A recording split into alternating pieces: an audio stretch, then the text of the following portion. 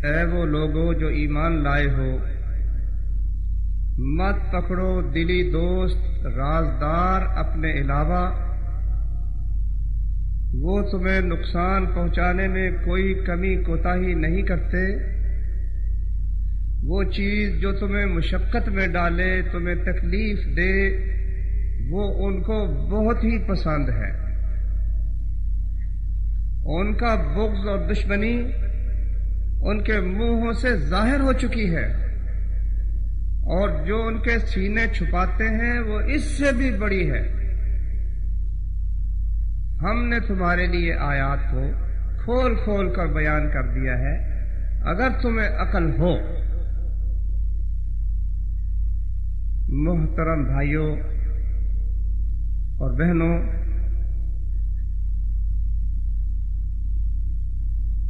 آج کی بات نہیں، تقریباً 300 سال گزر چکے ہیں کہ جزیرہ عرب نے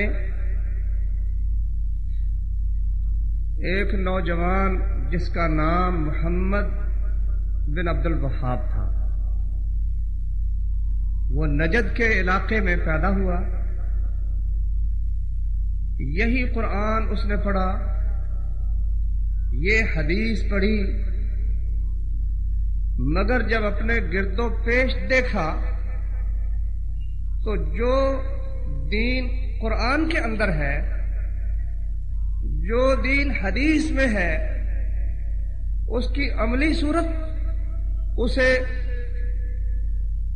کہیں اجتماعی طور پر نظر نہیں آئی۔ نتیجہ یہ ہوا کہ اس نے دعوت کا سلسلہ شروع کیا، لوگوں کو اس دین کی طرف جو حضرت محمد صلی اللہ علیہ وسلم لے کر آئے تھے اس کی طرف بلانا شروع کیا۔ اللہ پاک نے اس شخص کی دعوت میں برکت رکھی، اور دنیا کے اندر ایک خطہ ایسا وجود میں آ گیا جس کی بنیاد قرآن و سنت کے اوپر تھی۔ بس اس وقت سے ساری دنیا کفر کے اندر خطرے کی گھنٹیاں بج گئیں کہ اس چیز کو اگر ابھی نہ روکا گیا تو پھر یہ ساری دنیا کے لیے خطرہ بن سکتا ہے۔ اور ہوا بھی ایسے ہی کہ اس چراغ سے کئی چراغ جلے، وہ روشنی دنیا بھر میں پھیلی، ہر جگہ کتاب و سنت کی دعوت پھیلنے لگی، اور اس کے لیے جہاد فی سبیل اللہ شروع ہو گیا۔ تو کفار کو میرے بھائیوں اس وقت سے ہی یہ تکلیف ہے، اور انہوں نے اس وقت سے اتنا زبردست پروپیگنڈا اس کے متعلق کیا ہے کہ اب کوئی شخص قادیانی کو تو برداشت کر سکتا ہے، مرزائی جو نئی نبوت کے دعوے دار ہے اس کو تو برداشت کر سکتا ہے، کسی ہندو کو تو برداشت کر سکتا ہے، کسی سکھ کو تو برداشت کر سکتا ہے، لیکن جب لفظ وہابی کا آتا ہے تو اسے برداشت کرنے کے لیے لا الہ الا اللہ محمد الرسول اللہ پڑھنے والے لوگ وہابی کا لفظ آنے کے بعد کسی شخص کو برداشت کرنے کے لیے تیار نہیں۔ ایک بڑی مشہور حکایت ہے، اور مولانا محمود الحسن کہہ رہے تھے کہ یہ فی الواقع ایسے ہوا ہے، صرف دلچسپ لطیفہ نہیں بلکہ ہندوستان کے اندر فی الواقع ایسا ہوا ہے کہ ایک گاؤں میں ایک بنیا کی دکان تھی، ہندو تھا اور گاؤں کے لوگ مسلمان تھے۔ اب مولوی صاحب جو خطیب تھے وہ اس سے ادھار لیتے تھے، ادھار کافی جمع ہو گیا۔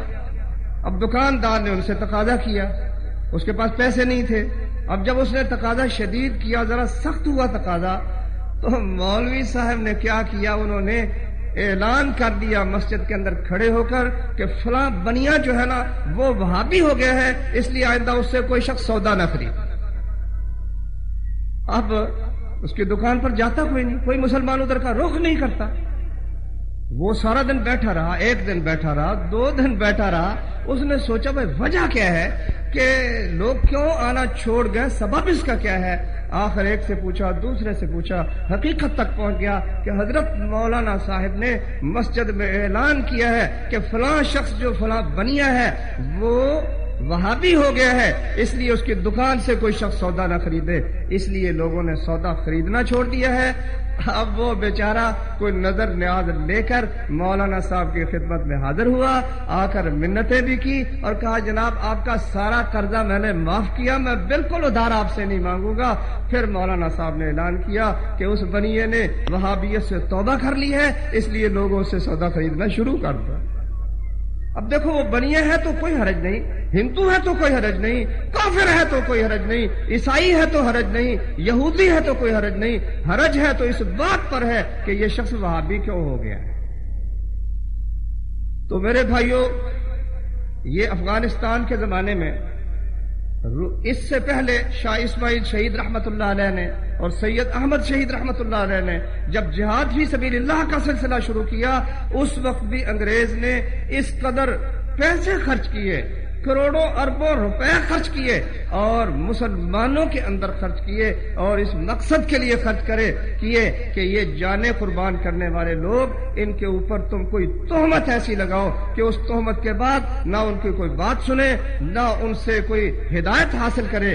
چنانچہ یہ وہابیت کا طوفان اس وقت بھی بڑے زور و شور سے اٹھایا گیا۔ اور افغانستان میں یہ جہاد جو ہوا ہے، امیر حمزہ بھائی نے مجھے بتایا کہ ایک دفعہ وہ اور عبد الرحمن داخل بھائی دونوں وہ گئے پرلی قندوز کی طرف، تو کہتے ہیں کہ ایک گاڑی میں بیٹھ گئے تو گاڑی والوں نے پوچھنا شروع کر دیا بھائی آپ کہاں سے آئے ہیں؟ تو عبد الرحمن داخل کچھ پشتو جانتے تھے، کہنے لگے جی ہم کنڑ سے آئے ہیں۔ اب کنڑ میں شیخ جمیل الرحمان اہل حدیث تھے، انہوں نے کہا وہابیان تھے، یہ تو وہابی آ گئے ہیں۔ انہوں نے کہا نہیں بھائی ہم وہابی شابی نہیں ہیں، ہم تو مسلمان ہیں۔ پھر انجان بن کے پوچھا اچھا یار بتاؤ وہ وہابی ہوتے کیا ہیں؟ انہوں نے کہا وہابی وہ ہوتے ہیں جو ماں سے نکاح کرنا بھی جائز سمجھتے ہیں، بیٹی سے نکاح کرنا بھی جائز سمجھتے ہیں۔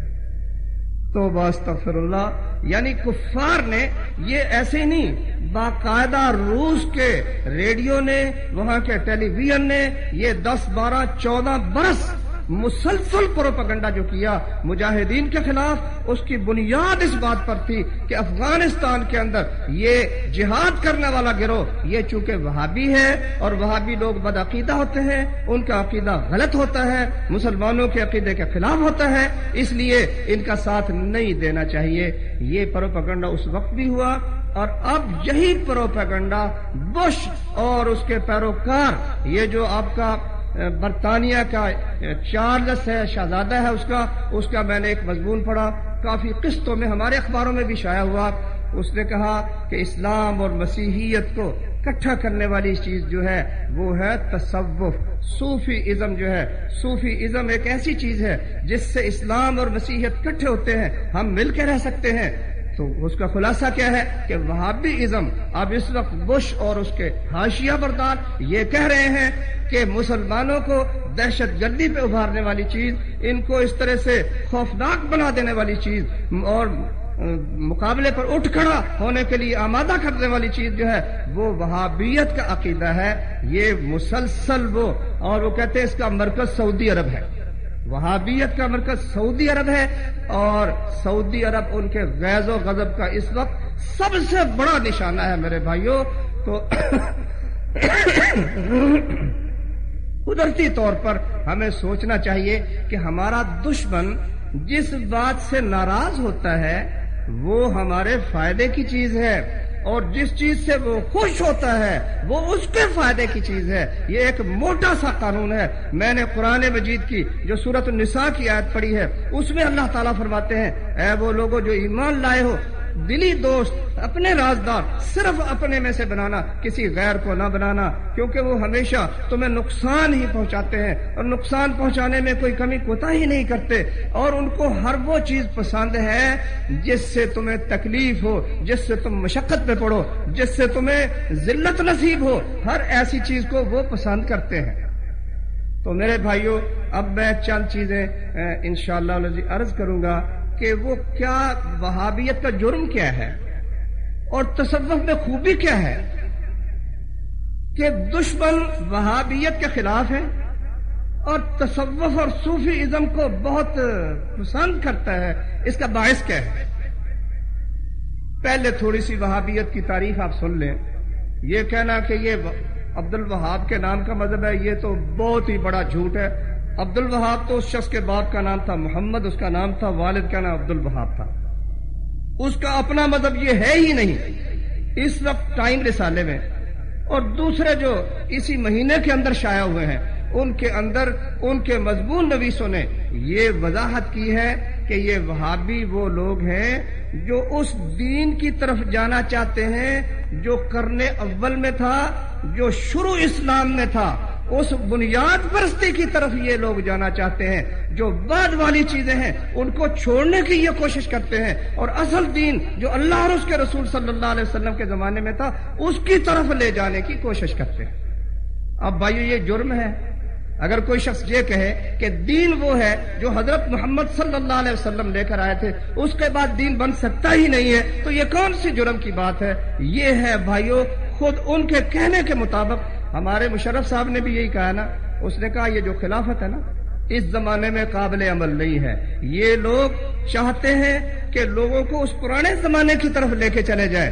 ہاں ہم چاہتے ہیں، ہم کہتے ہیں ہمارا علاج وہی ہے جو حضرت محمد صلی اللہ علیہ وسلم نے کیا تھا. تو کافروں کو یہ چیز ناپسند کیوں ہے؟ میرے بھائیوں اس کی وجہ یہ ہے کہ اگر ہم اس دین کی طرف پلٹتے ہیں تو پھر ہمیں قوت حاصل ہوتی ہے. قوت حاصل ہوتی ہے، ہمیں اتحاد و اتفاق حاصل ہوتا ہے، ہم ایک جان ہوتے ہیں. جب یک جان ہوتے ہیں ہمیں دنیا پر فتح و نصرت عطا ہوتی ہے. یہ چیز کافر دیکھ نہیں سکتا. بس موٹی سی بات یہ ہے. اس کی تھوڑی سی تفصیل انشاءاللہ العزیز میں عرض کروں گا. آپ ذرا ذہن کو کھلا رکھیں اور میری بات یاد کرنے کی کوشش کریں. سب سے پہلی بات یہ ہے کہ ہمارا رب ایک ہے. اس میں کوئی شک ہے کہ ہمارا رب ایک ہے، ہمارا پروردگار ایک ہے. جس وقت ہم نماز پڑھتے ہیں ہر مسلمان کسی عقیدے سے تعلق رکھتا ہو وہ یہ پڑھتا ہے ایاک نعبد و ایاک نستعین، کہ پروردگارا صرف تیری عبادت کرتے ہیں، صرف تجھ سے مدد مانگتے ہیں. جب صرف ایک سے مدد مانگتے ہیں تمام مسلمان تو وہ ایک ہو جاتے ہیں، لیکن جب ایک سے مدد نہیں مانگتے تو وہ ایک باقی نہیں رہتے. کوئی کسی سے مانگتا ہے، کوئی کسی سے مانگتا ہے، کوئی کسی سے مانگتا ہے. جب مانگنے والی شخصیتیں جن سے مانگا جائے وہ مختلف ہو جائیں گی تو مسلمانوں کی وحدت پارا پارا ہو جائے گی. اور یہی ہمارا سب سے پہلا جرم یہ ہے کہ ایک اللہ کے علاوہ کسی کو مت پکارو. یہ کہنا بالکل جائز نہیں ہے کہ یا رسول اللہ ہماری مدد کیجئے. اللہ کے رسول صلی اللہ علیہ وسلم کتنی بھی بڑی شخصیت کیوں نہ ہو وہ رب ہرگز نہیں تھے، اس کائنات کے مالک و مختار نہیں تھے، اس زمانے کا تصرف ان کے ہاتھ میں نہیں تھا. کسی کو دینا، کسی سے لے لینا، کسی کو عزت بخشنا، کسی کو ذلیل کر دینا، کسی کو فتح دینا، کسی کو شکست دینا، یہ سب کچھ کس کے اختیار میں ہے؟ یہ ایک اللہ وحدہ لا شریک کے اختیار میں ہے. نہ حضرت محمد کے اختیار میں تھا صلی اللہ علیہ وسلم، نہ علی رضی اللہ عنہ کے اختیار میں ہے، نہ عبد القادر جیلانی کے اختیار میں ہے، نہ پیر بری کے اختیار میں ہے، نہ کسی گنج بخش کے اختیار میں ہے، نہ کسی شکر گنج کے اختیار میں ہے. یہ اختیار کس کا ہے؟ صرف اللہ وحدہ لا شریک کا ہے. اس لیے مدد مانگنے کے لیے یہ کہنا کہ اے معین الدین تو میری مدد کر، اور اے علی حجویری تو میری مدد کر، اور اے علی مشکل کشا تو میری کشتی پار لگا دے، یہ سب کچھ کہنا پروردگار کے ساتھ اس کی مخلوق کو شریک ٹھہرانا ہے. اور اس سے بڑا جرم اس کائنات کے اندر کوئی نہیں ہے. سب سے بڑا جرم یہ ہے جب تک یہ جرم ہوتا رہے گا اس وقت تک پروردگار کی رحمت مسلمانوں کو فتح و نصرت کسی صورت عطا نہیں کر سکتی. اللہ تعالیٰ کہتا ہے ٹھیک ہے مجھ سے کیا مانگتے، جاؤ علی سے مانگو نا. مسلمان یہ نہیں سوچتا کہ علی کون تھے. وہ خلیفہ جب بنے بھی تو وہ 3-4 سال خود ان کو چین نصیب نہیں ہو سکا. ایک خارجی نے آ کے شہید کر دیا. وہ اپنی زندگی کے مالک و مختار نہیں تھے تو ہمیں وہ کیا چیز دے سکتے ہیں؟ یہ پہلا جرم بھائیوں ہمارا یہ ہے. اب یہ ایک موٹی سی بات ہے کہ یہ کہنا کہ رب ایک ہے، اس میں تو سارے مسلمان ہی شریک ہیں. اب پھر جب سب مانتے ہیں تو پھر وہابیوں کا اور دوسروں کا فرق کیا ہے؟ فرق یہ ہے کہ دوسرے لوگ ایک نقب نہیں کئی انہوں نے نقبیں رکھی ہوئی ہیں کہ انسان کو وہ خدا بنا کر پھر پوجتے ہیں. عیسائی بھی مسیح کو اللہ کا بیٹا بنا کے پوجتے ہیں، اور مسلمان کسی کو اللہ کا ٹکڑا بنا کر، کسی کو اللہ کے نور کا حصہ بنا کر. خدا کے نور سے پیدا ہوئے ہیں پانچوں تن، محمد است نبی، فاطمہ، حسین و حسن، رب کا ٹکڑا بنا دیا. اب عیسائیوں نے بھی وہی کام کیا، مسلمانوں نے بھی وہی کام کیا. اب ظاہر بات ہے کہ عیسائیوں کو تو ان مسلمانوں سے محبت اور تعلق ہوگا جو اس بات کی طرف جاتے ہیں کہ کچھ ہستیاں ایسی ہیں کہ وہ عبادت کرتی کرتی، بندگی کرتی کرتی بندے کی سطح سے اٹھ کر وہ خدا میں گم ہو جاتی ہیں. ہمارے جتنے تصوف ہیں ان میں دیکھو بس یہی گورکھ دھندا ہے، یا تو پروردگار اس میں اتر آتا ہے یا وہ اٹھ کر خود رب بن جاتے ہیں. میرے بھائیوں، سورہ اخلاص وہ صورت ہے اکیلی، اس نے اللہ وحدہ لا شریک کے ایک ہونے کو ہر لحاظ سے ثابت کیا ہے، کیونکہ شریک ہو سکتا ہے یا تو گنتی میں، فرمایا قل هو اللہ احد، اے نبی تو کہہ دے کہ اللہ کیا ہے؟ ایک ہے، گنتی میں دو نہیں ہے. اور یہ جو گنتے یہ تو بے شمار ہی ہیں. جو 60 واصل ہو جاتا ہے جا کر اور خدا بن جاتا ہے وہ تو بے شمار ہی ہے. عدد میں شرکت کی بھی نفی، پھر صفت میں شرکت کی بھی نفی. اللہ الصمد، وہ بے نیاز ہے، کسی کا محتاج نہیں، سب اس کے محتاج ہیں. پھر نسب میں شرکت کی نفی، ہمارے رشتہ دار کئی ہیں، پروردگار کا رشتہ دار ہی کوئی نہیں. نسب میں بھی شرکت کی نفی ہے، لم یلد ولم یولد، نہ اس نے کسی کو جنا ہے نہ کسی سے جنا گیا ہے. اور شرکت کی کوئی اور صورت اگر باقی رہ جاتی ہے تو اس کی نفی کس کے ساتھ کر دی؟ ولم یکن لہ کفوا احد، اس کا کوئی شریک نہیں، کوئی اس کے برابر کا جوڑ نہیں. تو میرے بھائیوں، حضرت محمد صلی اللہ علیہ وسلم کے زمانے میں پہلے عیسائیوں اور یہودیوں کے اندر اس چیز کے اندر جو بہت بڑی نقب لگی، انسانوں کو خدا بنایا گیا، وہ مردہ پرستی کی شکل میں بنایا گیا کہ جب کوئی شخص فوت ہو جاتا تو اس کی قبر کو پختہ بناتے، پختہ بنا کر اس کے اوپر مسجد بنا دیتے، اور مسجد بنا کر وہاں اس کی بندگی شروع ہو جاتی، اس کو پکارنا شروع کر دیتے. محمد الرسول اللہ صلی اللہ علیہ وسلم، وفات کا وقت قریب ہے، ایک پیالہ پانی کا رکھا ہوا ہے، چہرے پہ پھیرتے ہیں، بخار شدید ہے، سینک نکل رہا ہے چہرہ مبارک سے، اور اس حالت میں کبھی چادر اوپر لیتے ہیں کبھی چادر اتار دیتے ہیں. اس حالت میں محمد الرسول اللہ صلی اللہ علیہ وسلم نے فرمایا کہ لعن اللہ الیہود والنصارى، یہود و نصارہ پہ اللہ لعنت فرمائے. اتخذوا قبور انبیائہم مساجدا، انہوں نے اپنے نبیوں کی قبروں کو مسجدیں بنا لیا. مسلم میں یہ لفظ ہے حدیث کے اندر کہ وصالحیہم، جو ان کے نیک لوگ ہوتے تھے ان کی قبروں کو انہوں نے سجدہ گاہ بنا لیا. انی انہاکم عن ذالک، میں تمہیں اس بات سے منع کرتا ہوں. آخری وقت میں محمد رسول اللہ صلی اللہ علیہ وسلم نے اپنی امت کو اس کی تلقین فرمائی. پھر صحیح مسلم میں ایک حدیث ہے کہ نبی صلی اللہ علیہ وسلم نے، حضرت علی نے اپنے داماد ابو الحیاج اسدی سے کہا کہ میں تمہیں اس کام پہ مقرر نہ کروں جس کام پر مجھے رسول اللہ نے مقرر کیا تھا صلی اللہ علیہ وسلم. وہ یہ ہے اللہ تدع تمثالا الا طمستہ، جو مورتی نظر آتی ہے اس کو مٹا دو. ولا قبرا مشرفا الا سویتہ، جو اونچی قبر نظر آتی ہے اس کو برابر کر دو. یہ حکم دیا علی نے کس کو؟ ابو الحیاج اپنے داماد کو، اور کہا کہ مجھے نبی صلی اللہ علیہ وسلم نے یہ حکم دیا تھا. اب اس میں کیا حکمت ہے؟ اس میں حکمت بھائیو یہ ہے کہ ہمارا قبلہ صرف ایک ہے، بیت اللہ شریف، اور دو مقام اور ایسے ہیں مقدس کہ وہ زمین مقدس ہے، اور وہاں قصد کر کے اور باقاعدہ سامان سفر تیار کر کے جانا نبی صلی اللہ علیہ وسلم نے جائز رکھا. اس کے علاوہ شد رحال کر کے سامان سفر باندھ کے جانا کسی قبر پر یا کسی درخت کی طرف یا کسی خانقاہ کی طرف اللہ کے رسول صلی اللہ علیہ وسلم نے منع کیا. ایک بیت اللہ شریف اور ایک مسجد نبوی اور ایک بیت المقدس. تو یہ ہے بھائیوں مسلمانوں کی وحدت کا نشان. اور ہمارا ایک عزیز تھا، پچھلے دنوں فوت ہو گئے وہ، تو انہوں نے تیاری کی 7 شریف کی. تو 7 شریف کی جب تیاری کی تو لوگوں نے کہا کہ چچا کدھر جا رہے ہو؟ کہتا ہے 7 شریف جا رہا ہوں. انہوں نے 7 شریف کیا لے جانے ہیں؟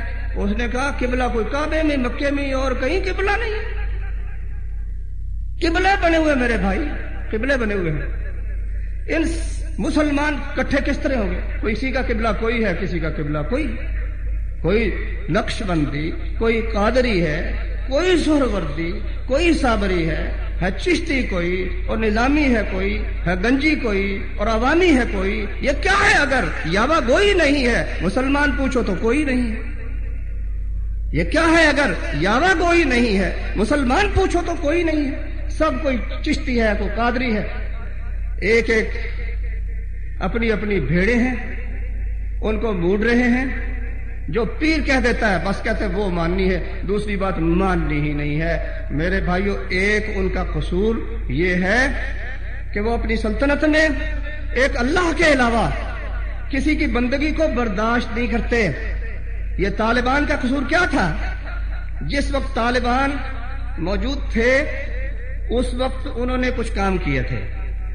جب امریکہ کا غلبہ ہوا تو ان کے ریڈیو نے باقاعدہ اور ان کے رسالوں نے کچھ خوشخبریاں جن سے اس کی خوشی پھوٹتی تھی نا، وہ شائع کی. ایک یہ شائع کی کہ 6 سال کے بعد کابل کے اندر موسیقی کی تانیں اڑنے لگی ہیں اور گانے گائے جانے لگے ہیں.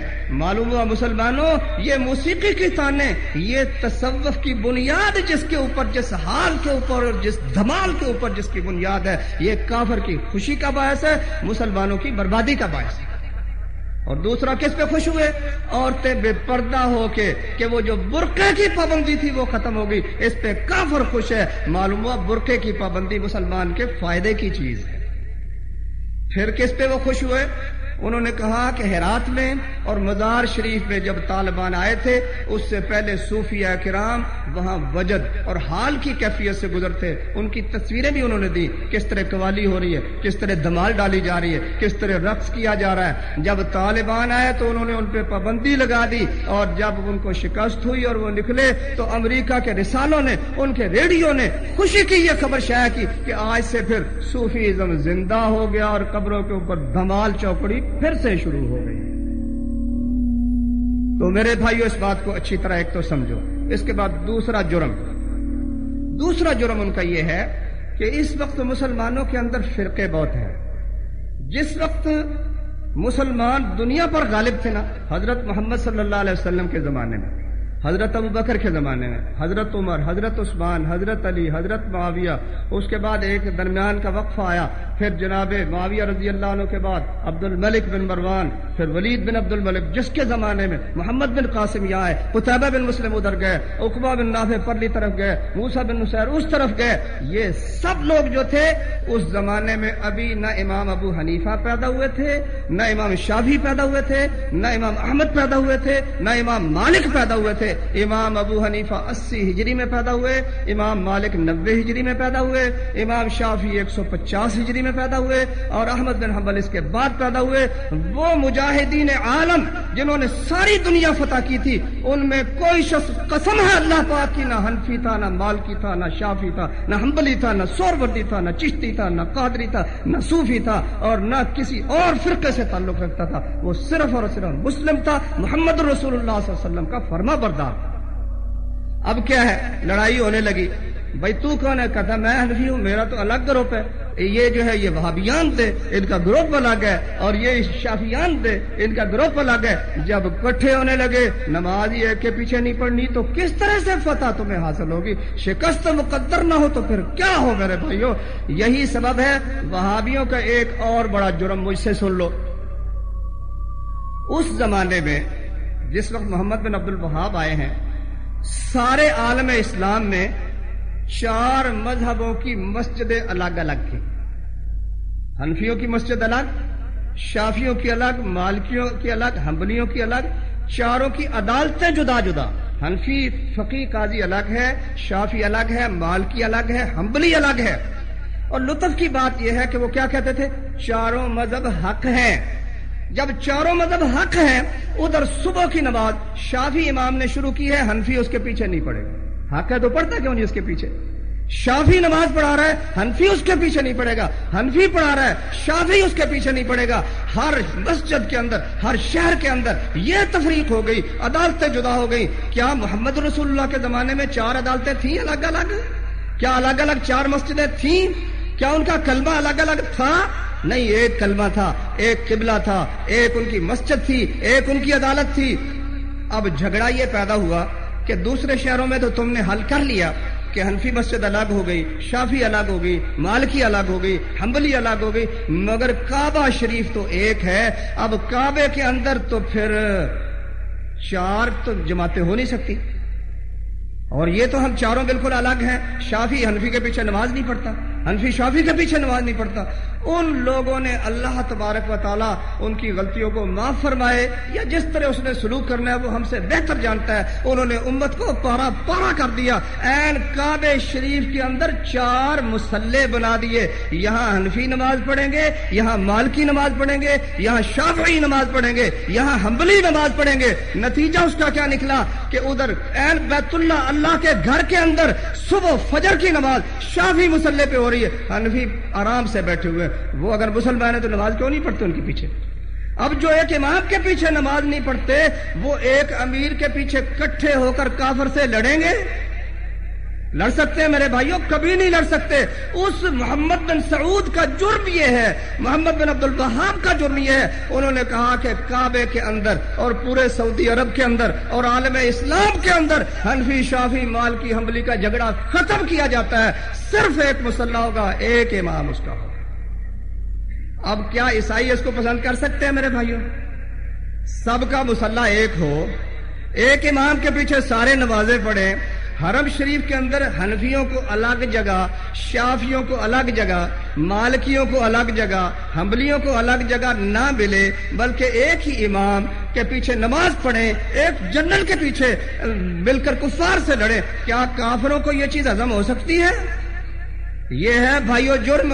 اس جرم کی وجہ سے وہ یہ کہتے ہیں کہ یہ لوگ بہت خطرناک ہیں، یہ جدھر اٹھتے ہیں کافروں کے خلاف لڑائی لڑتے چلے جا رہے ہیں۔ پھر ایک اور وحدت ہے ان کی، وہ یہ ہے کہ اس وقت، بلکہ آج سے کئی عرصہ پہلے کام تھے، محمد بن سعود نے کہا ٹھیک ہے میں آپ کے ہاتھ پر بیعت کرتا ہوں، مگر 2 شرطیں ہیں۔ ایک شرط پہلی یہ ہے کہ جب اللہ ہمیں فتح دے تو آپ ہمیں چھوڑ کر نہیں جائیں گے۔ وہی بات جو انصار نے رسول اللہ صلی اللہ علیہ وسلم سے کہی تھی۔ شیخ نے کہا دم الدم والہدم الہدم، زندگی بھی تمہارے ساتھ ہوگی، موت بھی تمہارے ساتھ ہوگی، آؤ ہاتھ پہ ہاتھ رکھو، بیعت ہو گئی۔ دوسری شرط یہ تھی کہ میں اپنے علاقے کے لوگوں سے کچھ ٹیکس لیتا ہوں، اس کی مجھے اجازت ہے۔ شیخ نے کہا کہ نہیں، اللہ اور اس کے رسول نے جو زکوٰۃ مقرر کی ہے اس کے علاوہ کسی کی اجازت نہیں ہوگی، اور اللہ تمہیں اتنا مال دے گا غنیمت کے ذریعے کہ تم غنی ہو جاؤ گے۔ اور ان کو ایک فکر یہ تھی کہ ہر طرف زنا عام تھا، بدامنی عام تھی۔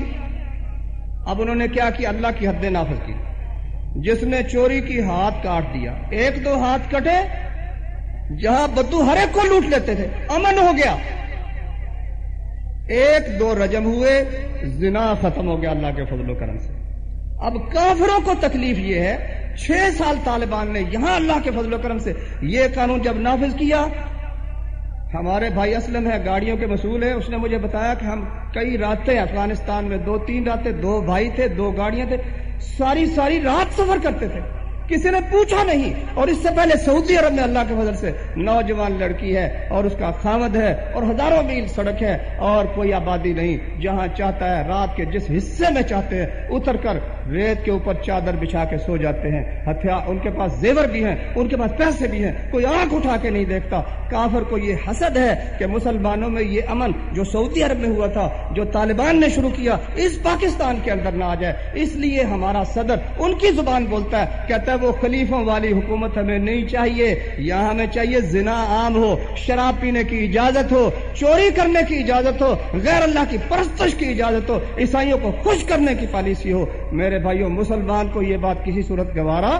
نہیں ہو سکتی۔ اس لیے یہ جو کام جہاد فی سبیل اللہ کا یہ وہ کرے گا جو صرف ایک اللہ کو پوجتا ہے، ایک نبی کا فرما بردار ہے، اللہ کے علاوہ غیر کی پرستش نہیں کرتا، نبی کے علاوہ کسی کی اطاعت نہیں کرتا، اور کوئی طرز حکومت نبی کے نظام کے علاوہ ماننے کے لیے تیار نہیں ہے۔ اللہ تعالی ہمیں بھی اپنے مردوں میں شامل فرمائے۔ آخر دعوانا الحمدللہ رب العالمین۔